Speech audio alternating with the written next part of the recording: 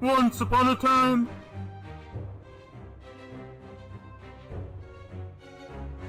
there was an emo princess who despised her royal life.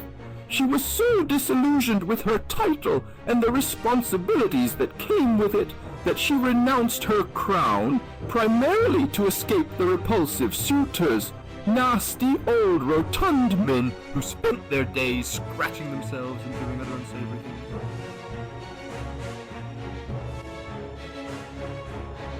One day, after deciding to leave her privileged life behind, the princess ventured into the slums.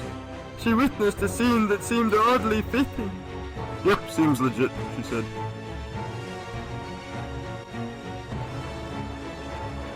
There, she stumbled upon three characters trying to awkwardly hang out together.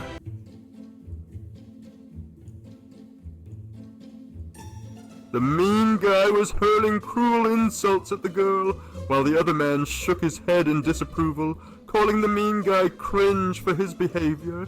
Curious, the princess approached and asked, "What's going on here?" The mean guy sneered and replied, "Just telling this girl the truth she needed to hear." The girl, visibly hurt, shot back, "How dare you!" before bursting into tears. Sensing an opportunity to assert herself, the princess interjected, "You have a crush on him, don't you?" The girl, taken aback, retorted, "Oh, you're one of those girls, just looking for guys." Offended, the princess called her a low-class Toyota, a scornful insult that sent the girl running away in tears. Feeling oddly satisfied, the princess turned her attention to the two men. She had instantly fallen for the mean guy despite his crude behavior.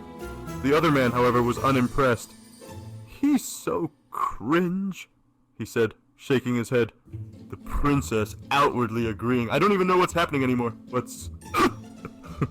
The princess overheard a serious conversation, but everything felt surreal.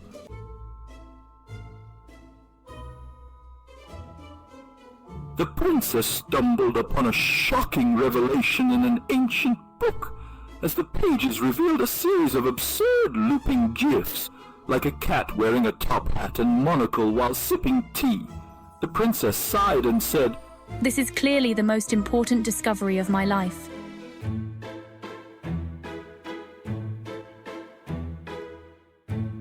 One night, after a heated argument, the mean guy confessed his undying love for her. The woman, overwhelmed with guilt, hesitated to reciprocate. She was hiding her true identity, a fact that would surely change everything. Afraid that he would hate her if he knew the truth, she kept her secret hidden. Yet something began to change. The mean guy grew more distant, more secretive. Concerned, the woman decided to follow him. Suddenly, the camera panned out, revealing the basement was actually a set on a live TV game show. The host appeared and asked, "Who's ready to win big?" The characters froze and stared at the camera in confusion.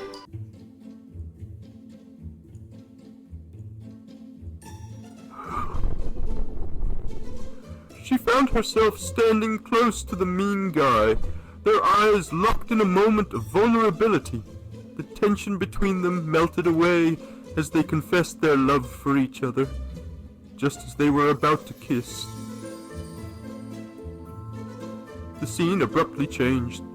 Big Chungus came.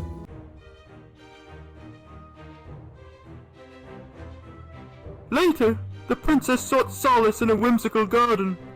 While wandering, she stumbled upon a scene of joy and celebration. As she took in the sight, she gasped. There, amidst the revelry, was the king of Rambert, the mean guy she had fallen for. Shocked, the princess realized that the scary but fancy man was now a king. She thought, but then quickly remembered her own deception. Feeling a mix of anger and guilt, she resolved to confront him, but when she searched for him, he was nowhere to be found. Desperate, she turned to her friend, suspecting he might know something. After an exhaustive search, she finally located him at his house. In the cold, dark basement, she found a locked door, and then everything shattered.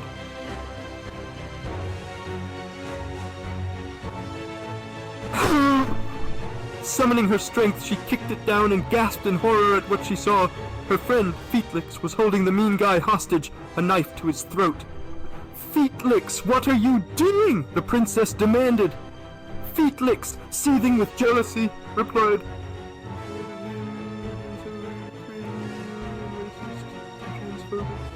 "He takes all your time away from me, dear.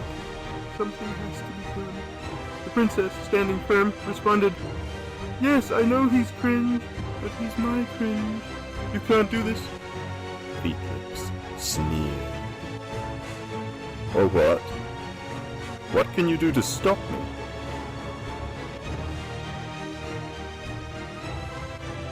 In that moment, the princess spun around, performing a magical transformation that revealed her true identity. Dressed in a stunning ball gown, she declared, "I am the ruling princess of the Kingdom of Tennessee, and you are hereby banished and sentenced to the stocks." Stunned, Feetlix dropped the knife and fled. But the princess's guards quickly apprehended him. She then freed the mean guy, unchaining him from the uncomfortable chair. "Why would you save me?" the mean guy asked, still in disbelief. "I'm just a mess." The princess smiled softly. "You're not a mess. You're the powerful and magnificent King of Ramberg." His eyes widened in shock. "How did you find out?" "Your secret wasn't as well kept as you thought," she teased gently. "I just read a book, you silly goose. I'm no king anymore," he said quietly. "I don't fit in there. They all want me to be someone I'm not." The princess reached out, taking his hand. "That's nonsense. You are more than capable of being king, just as you are. They will love you for you just like I do."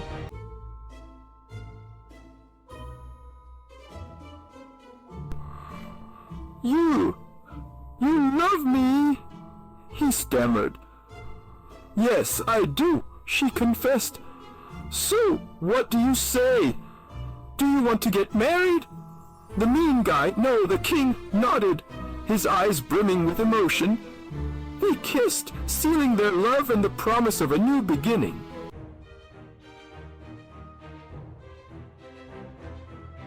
In a beautiful garden, the princess and the king stood together, now husband and wife. The scene was serene, filled with light and hope. As they shared a kiss, the words "happily ever after" appeared, bringing their story to a close. The end!